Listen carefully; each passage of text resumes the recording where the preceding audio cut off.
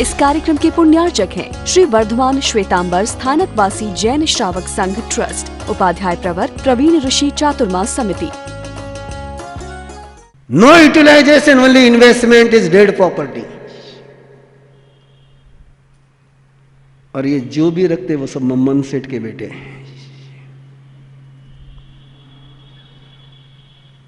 मुझे मम्मन सेठ की कहानी सुनाने के लिए कहा, मैं सुना रहा हूं। आपने कहा होता कि हमको पता है तो मैं अपने आगे चलता। अब कुछ भी आपको सुनना पड़े तो जिम्मेदारी मेरी नहीं है ना। युद्ध में नहीं आए और फिर भी जतन से रखो, उसको डेड प्रॉपर्टी कहते हैं। सारे मम्मन सेठ के पार्टी के मेंबर होते हैं। मेरे परमात्मा कहते हैं वही रखो जिंदगी में जिसका यूज हो जाए। जो यूजलेस है, ये आपकी बॉडी यूजलेस कुछ नहीं रखती है। जैसे बाल की ताकत खत्म हो जाती है, झड़ जाते हैं। यूज में है तो काम का है, यूज में नहीं तो बहुत संभालते हो बालों को। रेशमी बाल बनाने के लिए पता नहीं कितने कितने यूज करते हो, और रेशमी बाल कहीं हलवे में आ जाए तो क्या मजा आ जाती है ना। यूजलेस। तड़घर में लेकर के गया। अभय कुमार ने पूछा कि कहाँ ले जाना है? बोले मेरा बेल देखना है, पहले बेल देखो। मेरे जोड़ी का बेल दो मुझे। बोले तड़घर में बेल? बोले हाँ तड़घर में बेल। नीचे लेकर गया, अंधेरा था। आगे बड़ा मम्मन सेठ एक बेल पर से कपड़ा हटाया और अंधेरा पूरा दूर हो गया, चक्काचौंध। राजा श्रेणी की आंखें चौंधियारे करी। बोले ऐसा बेल चमक रहा है, डायमंड लगे हुए, पन्ने लगे हुए, हीरे मानिक मोती। दूसरा कपड़ा हटाया। बोले ये आधा बना है, आधा बनना है, इसकी जोड़ी का बेल। राजा श्रेणिक ने कहा भैया पूरा कोष दे दो तो भी दूसरा बेल बन नहीं सकता है। अब मुझे बताओ, वो मम्मन सेठ जिंदगी जी रहा था कि जिंदगी बर्बाद कर रहा था? तुम कहानी में डूब गए होंगे, लेकिन मैं कहानी में डूबा नहीं हूं। आदमी जीना चाहता है कि पाना चाहता है, और पाने की दौड़ में मम्मन सेठ आपको लगता होगा यह असंभव है, तो मैं कई नाम गिना दूं आपके सामने। जयललिता का नाम आपने सुना होगा। जयललिता का नाम आपने सुना होगा, तमिलनाडु की सीएम। ना बेटा था ना पति था, ना बेटा था ना पति था, ना भाई था ना बहन थी। इतना बटोरा, इतना बटोरा, इतना बटोरा, इतना बटोरा कि अंतिम समय में मौत डिक्लेयर करने के लिए भी टाइम लग गया है। अब बताओ ये जीने के लिए जी रही थी कि बटोरने के लिए जी रही थी? आपसे भी मेरा वही सवाल है। दूसरा व्यक्ति जिंदा है इसलिए नाम नहीं ले रहा हूं, महाराष्ट्र का है, लेकिन महाराष्ट्र के लोग कहते हैं ये मर जाए तो जलाने के लिए लकड़ी की जरूरत नहीं है, इतनी करेंसी इसके पास है कि करेंसी से जला दो भी काम हो जाएगा। फिर भी अब तक उसका करप्शन बंद नहीं है भैया।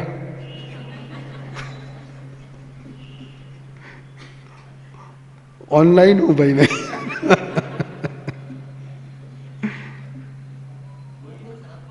नहीं बा, मैं नहीं बोलता, तुम जानो। तुम बोलो, मैं नहीं बोलता।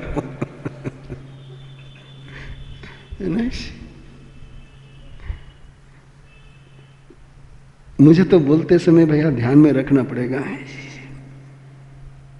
ये व्यक्ति जब देखता हूं तो लगता है कि आदमी जीने के लिए कला जीना चाहता है, केवल पाने के लिए जी रहा है। कितने मम्मन सेठ बताऊं मैं आपको? कितने गिनाओ। इंदौर में चतुर्मास चल रहा था, वो फर्म भी बहुत बड़ी है, इसलिए नाम जुबान पर लेता नहीं हूं।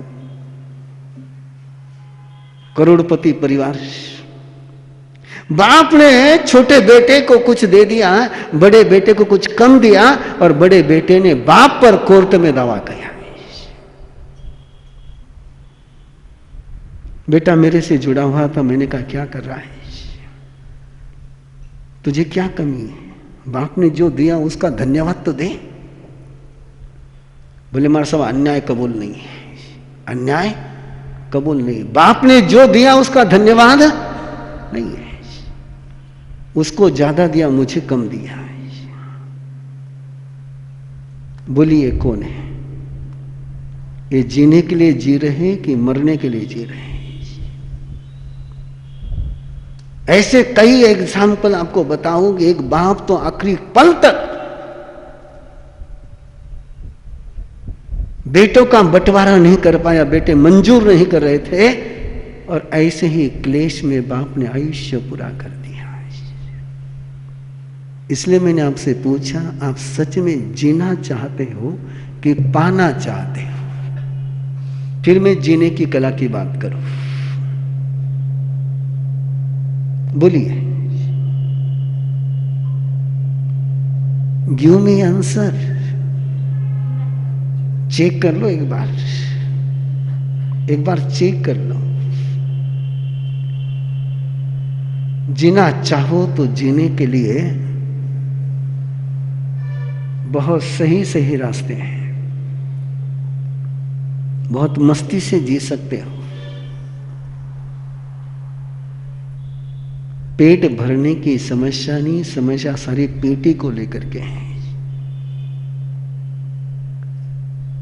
और पेटी जीने के लिए जरूरी नहीं, पेट जीने के लिए जरूरी है। लेकिन समस्या पेट की है कि पेटी की है? बोलो सा, हाँ, पेटी की है, और पेटी जीने के लिए जरूरी नहीं है। इसलिए जीने की कला सीखनी हो तो आराम से अपन 5 दिन बात कर लेंगे। आज केवल मैंने भूमिका रख रहा हूं, लेकिन पहली शर्त है कि मैं जीने के लिए जीऊंगा, पाने के लिए नहीं जीऊंगा। जिसने जिसने पाने में जिंदगी बिताई, जिसने जिसने पाने में जिंदगी बिताई, उस सिकंदर को भी आखिरी समय में कहना पड़ा कि मेरे हाथ दोनों ही कफन से बाहर रखो। पूछा किस लिए? कि दुनिया को पता चले कि सिकंदर भी, लेकिन दुनिया को पता नहीं लगा, दुनिया को पता नहीं लगा। सिकंदर को पता चल गया, लेकिन दुनिया को पता नहीं चला है। ऐसा लगता है कि लोगों को कि और कोई नहीं ले जा सका, लेकिन मैं जरूर लेकर के जाऊंगा। हेलो, क्या तमन्ना है आपकी? इसलिए जीवन जीने की कला सीखनी हो तो पहले जिंदगी की कीमत करना सीखो। किसकी कीमत? आपके मुंह से बड़ा अच्छा लगता है उत्तर। किसकी कीमत? और आज तो जिंदगी की कीमत बहुत सस्ती हो गई, बहुत सस्ती हो गई। वस्तु महंगी हो गई, जमीन महंगी हो गई, हर चीज महंगी हो गई, और आदमी की जिंदगी सस्ती हो गई। कल्पना करो ना,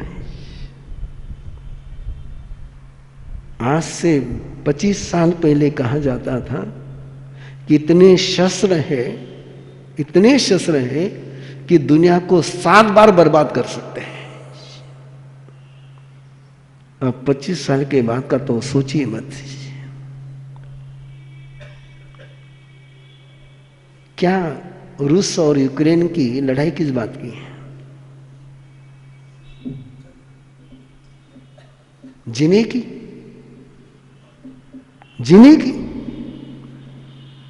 एक व्यक्ति की गलत फहमी के कारण से, एक व्यक्ति की गलत सोच के कारण से, एक व्यक्ति के गलत आग्रह के कारण से हजारों लोग मौत के मुंह में पहुंच गए।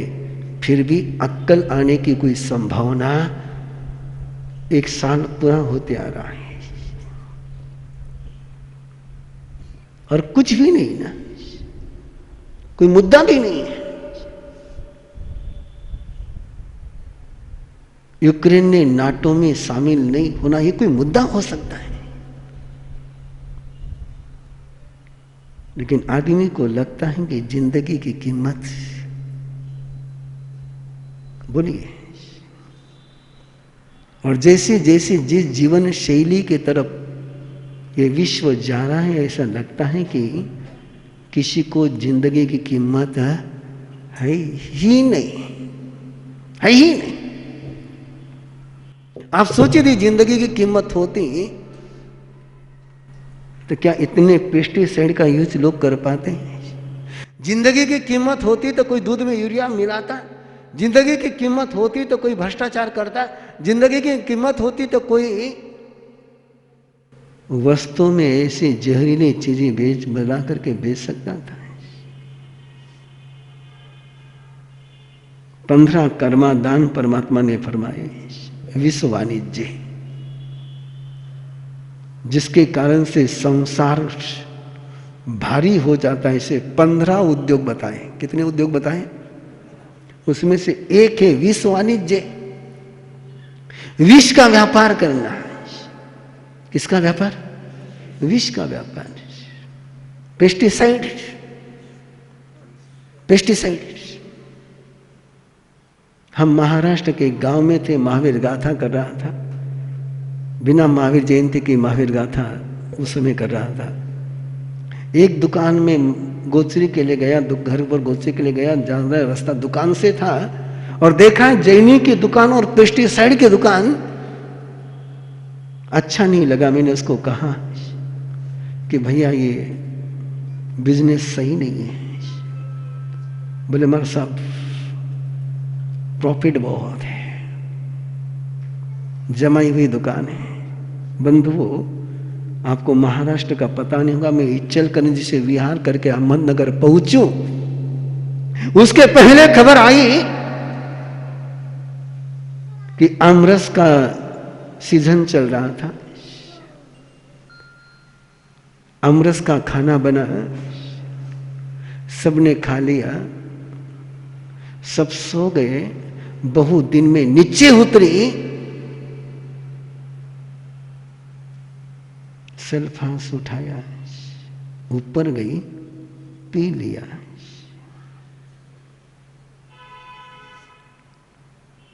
क्या हो गया? यदि वो दुकान न होती तो विश्व वाणिज्य,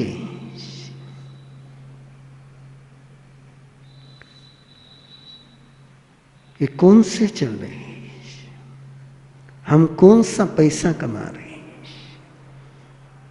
ये जिंदगी को खत्म कर करके पैसा कमाने के तरीके हैं। इसलिए लगता है कि एक बार आप आराम से सोच लो, आपको यदि जीवन जीने की कला सीखनी हो तो पहले पाने की कला को बाय बाय करना पड़ेगा। जीना और पाना, आप तो जीने के लिए पाना चाहते कि पाने के लिए जीना चाहते हो? जल्दी से बोलो, बस समय हो गया अपना। जीने के लिए पाना चाहते हो कि पाने के लिए जीना चाहते हो? सोच लेना अच्छी तरह से, अच्छी तरह से सोच लेना है ना? हो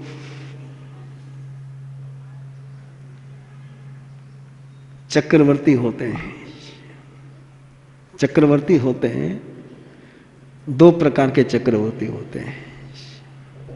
एक चक्रवर्ती मोक्ष में पहुंचता है और एक चक्रवर्ती नरक में जाता है। अंतर केवल इतना ही है, जिस चक्रवर्ती ने जीने के लिए सब कुछ किया वो मोक्ष में पहुंचा, और जिसने पाने के लिए जिंदगी को दांव पर लगाया वो नरक में गया। इतना ही अंतर है, अंतर कोई बड़ा नहीं था। 6 खंड की विजय यात्रा दोनों चक्रवर्तियों ने करी। 14 रत्न 9 निधि दोनों के पास थे। 16,000 रानियां दोनों के पास थी। लेकिन उसके बावजूद अंतर केवल एक बात का था, एक जीने के लिए जी रहा था, एक पाने के लिए जी रहा था। और जो पाने के लिए जी रहा था वो, और जो जीने के लिए पा रहा था वो मोक्ष में गया। उसको पता चल गया। मैं फिर आपसे ही पूछ रहा हूं,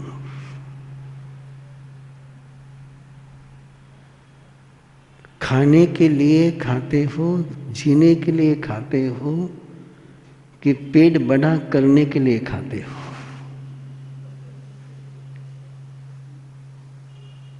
हिंदी समझ में नहीं आई? हिंदी समझ में आई नहीं आई? उस पर से पता चल जाएगा।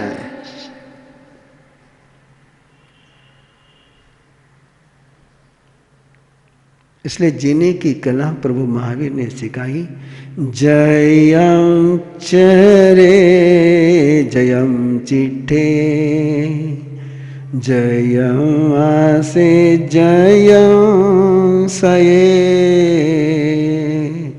जयम भुंजन्तो भासन्तो, पावकं मम न बंधई।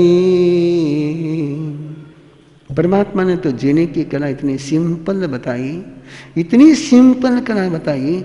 6 बातें सीख लो। कितनी बातें? 6 बातें सीख लो। कैसे चलना, कैसे चलना, कैसे खड़े रहना, कैसे बैठना। इस कार्यक्रम के पुण्यार्चक हैं श्री वर्धमान श्वेतांबर स्थानकवासी जैन श्रावक संघ ट्रस्ट, उपाध्याय प्रवर प्रवीण ऋषि चातुर्मास समिति, महावीर भवन इंदौर।